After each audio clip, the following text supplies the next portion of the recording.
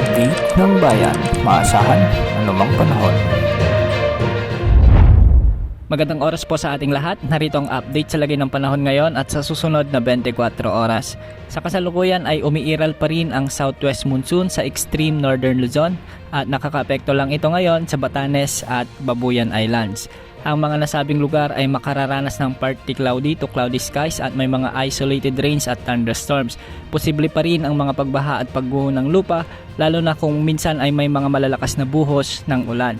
Samantala magiging maulan naman ang ilang bahagi ng Ilocos Region ngayon at ilang bahagi ng Cordillera Administrative Region dahil sa umiiral na localized thunderstorms. Sa ngayon nga ay merong mga localized thunderstorms sa bahagi ng Ilocos Norte, Ilocos Sur, Pangasinan at La Union at doon naman sa Abra at ilang bahagi ng Kalinga at Apayao.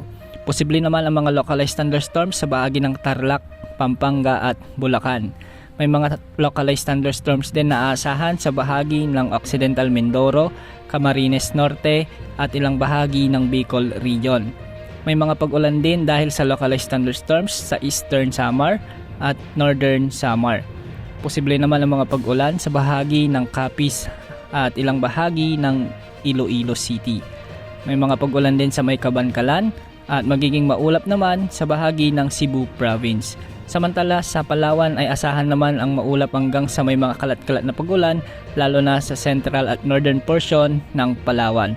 At sa Mindanao, asahan naman ang maulap hanggang sa kung minsan ay may mga malalakas na pagbuhos ng ulan dahil pa rin sa umiiral na localized thunderstorms. Posible ang mga malalakas na pag-ulan ngayon sa bahagi ng Zamboanga Peninsula, sa may Bangsamoro Region at Soc-Sargen.